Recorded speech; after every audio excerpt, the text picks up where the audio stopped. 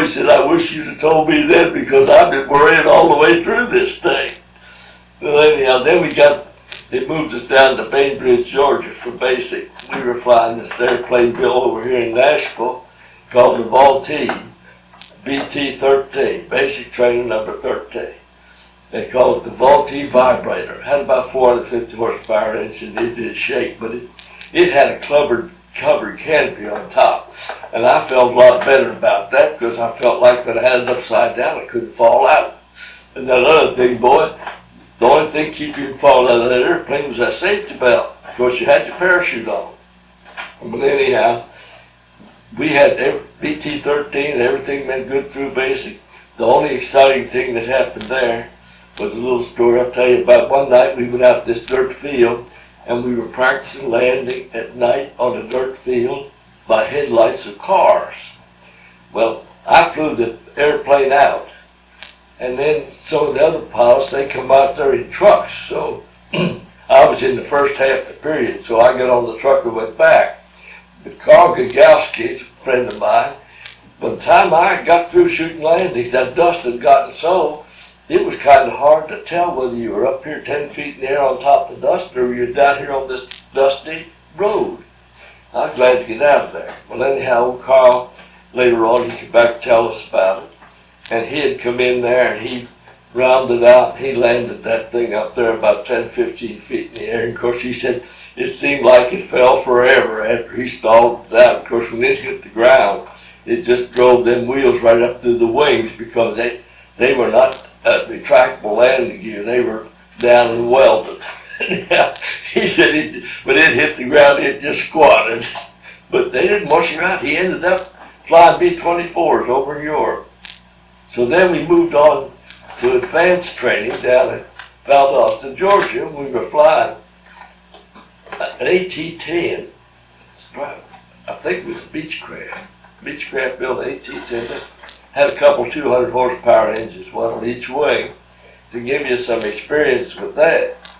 Well, everything went pretty smooth down there, but one day I went over we all took turns flying with each other then, co-pilots. And I had shot so many landings, and we landed over this field over there where we were practicing landings away from Valdosta. And I got in the right seat, and the other boy, he got the left seat, and he'd go fly it back. And as we started taking off, he overreacted on his controls, and the next thing you know, we're off to the right of the field, and the airplane's up on the left wheel, like that, and going around a circle this way. And with that, he reached up and pulled both throttles off.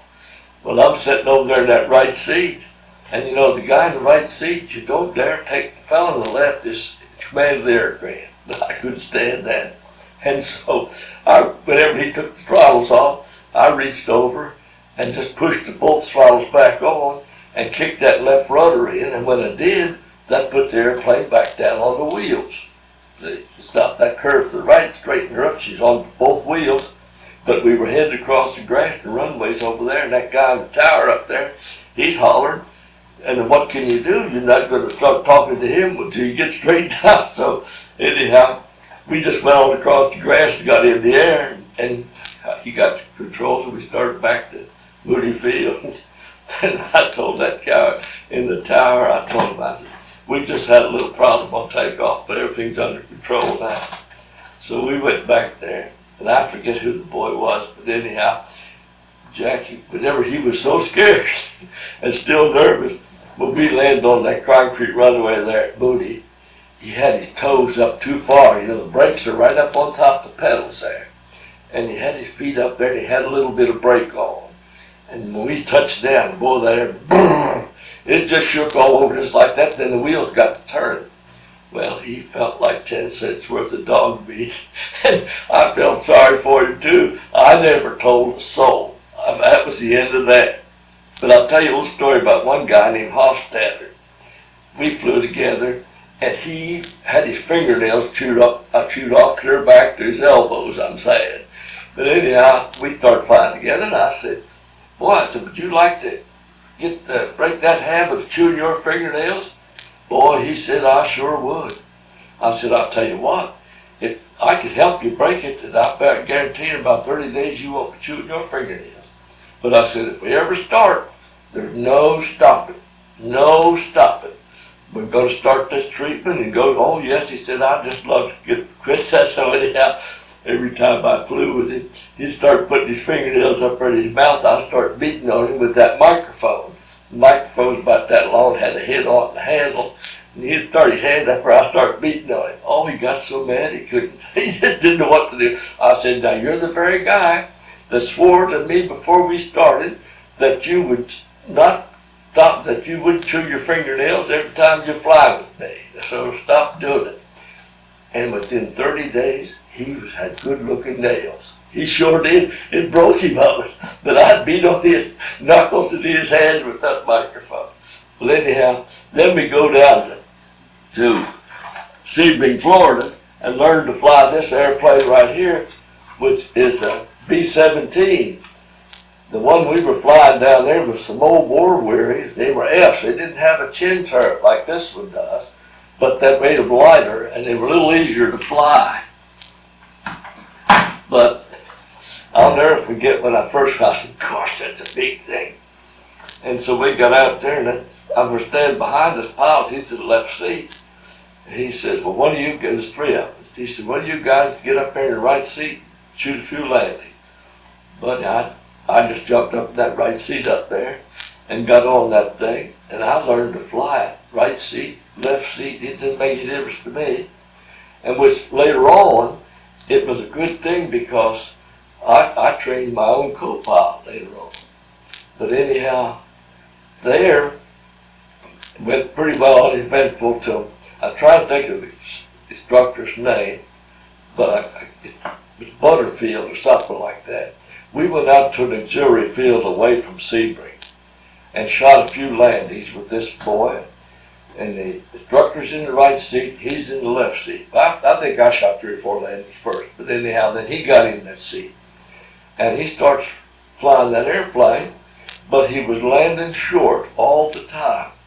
I noticed the instructor, he just had to ease back on the stick to get him up over the edge of the grass. He was landing real short, and he had a long runway. Anyhow, we came back there, I thought, boy, he's going to have to practice a while before we turn him loose. Anyhow, Butterfield got out of the airplane and says, here at Henry's Field, we had 2 great big dog runs. He says, shoot a few landings with him. And I thought, good grief. So anyhow, we make a takeoff and come around, and he's landing short again. So I'm sitting in that right seat, and I see he's going to touch down out there in that grass. And I did the same thing that the instructor did. I just eased back on that stick a little bit, got him up on the runway. So we made a running takeoff. We did about 3 of them like that, and he was landing short every time. And I just had to come back on that stick, on that wheel, a little bit, get him up on the concrete. Well, I made up my mind. Now, he's going to have a crew. He's going to be flying by himself, and that's what we were all down there supposed to be first pilots. Anyhow, he's got to have a crew. He's got to fly this airplane himself, and I'm not going to help him land that thing. He's got to land himself. So we came around there, and lo and behold, he touched down out there in that soft grass. And as he touched down in that soft grass, he didn't any more touch down until he was right at the edge of that concrete runway. And of course, in the grass, he sunk down, and when he hit that concrete, it was a sharp edge, just like hitting this curve out here on the street. Boy, that airplane just shook all over. And he started advancing the throttles for a run and takeoff. And I reached over to pull the throttle. I looked down first, and this wheel was on a big thing like a shock absorber. And there's an elbow down there that it burst up and down. And that darn wheel was all the way down. The knee was straightened out just like that. Well, anyhow, I reached over and pulled off the throttles. I said, and we turned off the first exit there. And I called the boys over there with the Jeep to have them check it. And then we took it back to the shops. It busted both 12-ply nylon tires. But they had so many accidents like that where they broke a wheel off, hitting landing short or rough landing or something. that they had put a cable on there in case you broke that arm off that lifted the wheel up. They had a piece of about 1/4 inch or 3/8 inch cable. So, and when you broke a wheel off, you were instructed to fly that airplane up here to Dobbins Air Force Base south of Atlanta. And of course this cable then would pull the wheel up enough and maybe turn it sideways so you could land the airplane without that it could be repaired. And that was a major repair depot down there. So that's what happened down there. It's the most excitement I had down there at Sebring. But anyhow, we were to pick up a crew right there. In the meantime, my mother had died, and I went home to the funeral and everything. And while I was going, they reassigned these fellows all over the southeast. So they put us in a pool down there. There was about maybe 15 or 20 of us, just oddballs.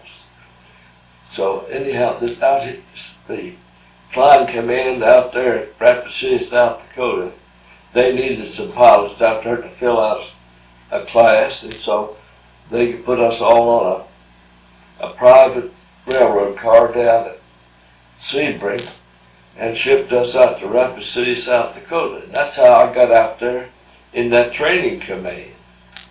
And that's where we picked up our crews. And we hadn't been there very long, but they called us down to theater, and in the theater, the seats were in rows, of course, and they had them numbered. Number 1 down there next to the, what we'd call the orchestra pit or something. And there was 50 crews up there. I was crew number 26, I believe. And so I had never met any of these fellas. I just went down there. I was to sit in the first seat next to the aisle. The co-pilot sat in the next seat. Then the bombardier and the navigator, and then you had 6 enlisted men. It was a 10-man crew.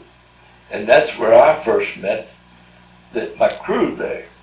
Well, no sooner would we got through talking and briefing us and everything, when these Debo boys came up to me and said that his twin brother was on this crew ahead of us, which was 25. Perlman, I think, was at Palestine. Anyhow, they said they wanted to be on the same crew. And of course, the first thing I said was, have you talked to your mom and dad about that? And they said, yeah, they cleared it with them, and their mother and daddy wanted them both on the same crew. I said, what, have you talked to the commanding officer of this Rapid City Air Force Base? What has he said about it? He said if they wanted to be on the same crew, it was up to them. And he says, what do you think? I said, well, it suits me fine. Now you can draw straws, piece of paper, whatever you want to do, toss a coin, and you can both be on Perlman's crew, you can both be on my crew. Either way you want to go. And I don't know to this day, Jack, I don't know whether I never asked him or never thought to ask him later on. But anyhow, they both ended up on my crew. But they were very good boys. One of them later on worked for Chelsea Hayes in up there around Detroit, and one of them worked for Chrysler Corporation. But although I really never was trained